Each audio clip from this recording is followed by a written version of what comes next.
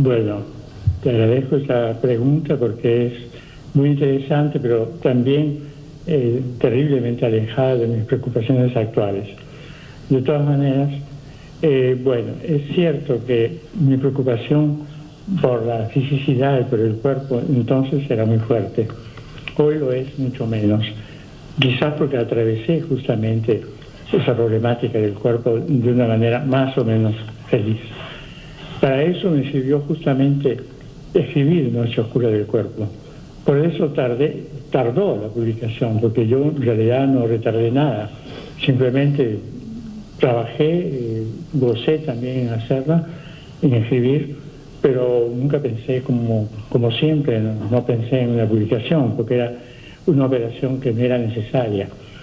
Estaba aproximándome mucho en esa época justamente al budismo zen. Y fue una extraordinaria coincidencia, porque lo que yo intenté en esos versos es lo que encontré muy poco después en la filosofía budista zen, y es la anulación de los contrarios. Una cosa que también existe en la filosofía occidental, pero que creo que cobra su plenitud en el pensamiento budista, sobre todo zen. Esa abolición de los contrarios, o por lo menos el encuentro feliz de los contrarios, que en cambio en nuestro mundo es un encuentro combativo y más bien de sufrimiento, fue muy importante para mí. Entonces me di cuenta, y eso me lo reveló mi maestro de entonces, Taisen de Shimaro, que yo había ya encontrado de alguna manera esa felicidad interior, que naturalmente no mostraba o no reconocía. Y fue justamente él quien me la reveló. Pero yo había trabajado justamente en ese poema, en esa serie de poemas, con ese sentimiento.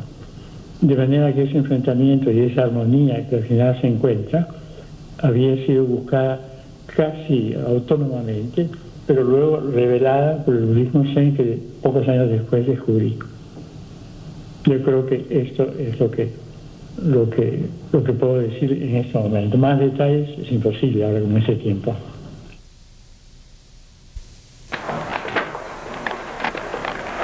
De Noche Oscura del Cuerpo, cuerpo en exilio. Tropezando con mis brazos, mi nariz y mis orejas, sigo adelante, caminando con el páncreas y a veces hasta con los pies. Me sale luz de las solapas, me duele la bragueta y el mundo entero es una esfera de plomo que me aplasta el corazón. No tengo patria ni corbata, vivo de espaldas a los astros. Las personas y las cosas me dan miedo. Tan solo escucho el sonido de un saxofón hundido entre mis huesos, los tambores silenciosos de mi sexo y mi cabeza, siempre rodeado de espuma, siempre luchando con mis intestinos, mi tristeza, mi pantalón y mi camisa.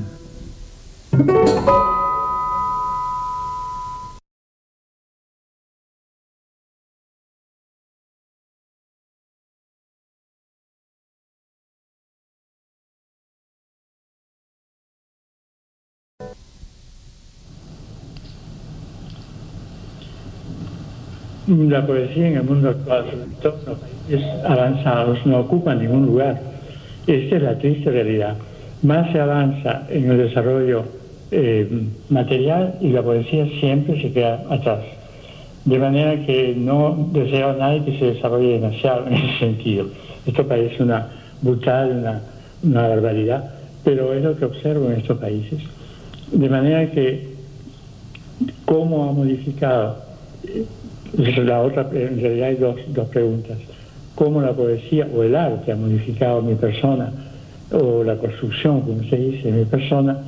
En realidad, esta pregunta se enlaza con la anterior, porque entiendo más bien que el arte y la poesía me han modificado en la misma medida en que la realidad me ha modificado, puesto que yo encuentro que lo que se llama poesía está siempre por todos lados, alrededor de nosotros.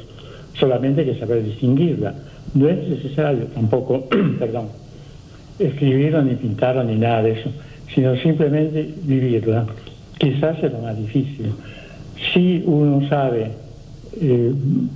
tiene esa capacidad, y creo que muchísimo, casi todos la tenemos, de alguna manera. Todos tenemos instantes cotidianos, incluso de vivencias poéticas, nos modificamos continuamente. Yo no creo que yo me haya modificado de una manera particular ni diferente a la de los demás. Esto puede ser visto desde afuera así, pero para mí no es así. Lo que para mí ha significado todo lo que es bello en este mundo y la naturaleza misma, sin llegar a la obra del hombre, de la cultura, nos modifica continuamente. La contemplación del cielo estrellado que te hablaba antes, o de la naturaleza que nos rodea, más cercana, de los animales, de los árboles, de todo cuanto hay, nos modifica muchísimo. Y no solo la contemplación, sino también la actitud con la cual nosotros nos acercamos a ella y la actitud con la cual somos recibidos y nosotros recibimos a los demás. Todo esto siempre nos cambia y nos construye. El hecho de que sea solo la poesía puede ser reductivo, aunque yo entiendo que en su opinión la poesía ocupa un espacio muy vasto. Pero justamente, y la pregunta por eso es muy interesante, ese espacio tan vasto se ha reducido a lo mínimo en los países avanzados. Y más avanza el mundo occidental en esta loca carrera hacia el abismo, menos lugar ocupa la poesía. Esto es desgraciadamente lo que está sucediendo. Y yo creo que ustedes lo saben bastante bien.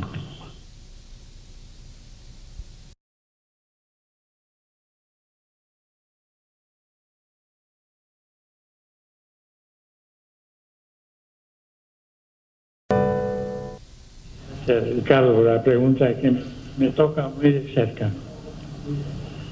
Esa fidelidad no es en realidad tan misteriosa, al contrario, es muy visible, puesto que la revelo continuamente, y se debe al hecho justamente de que yo me siento muy peruano siempre, y estoy muy feliz de serlo.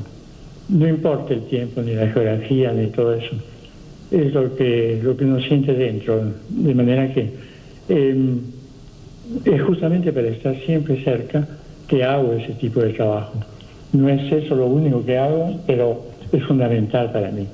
No quiero insistir demasiado tampoco porque sería demasiado localista y yo huyo de ese tipo de cosas. Pero mi relación con el Perú es siempre muy intensa. Y sobre todo, como tú dices, a través del mundo antiguo. El Perú contemporáneo lo conozco menos, porque salí muy joven.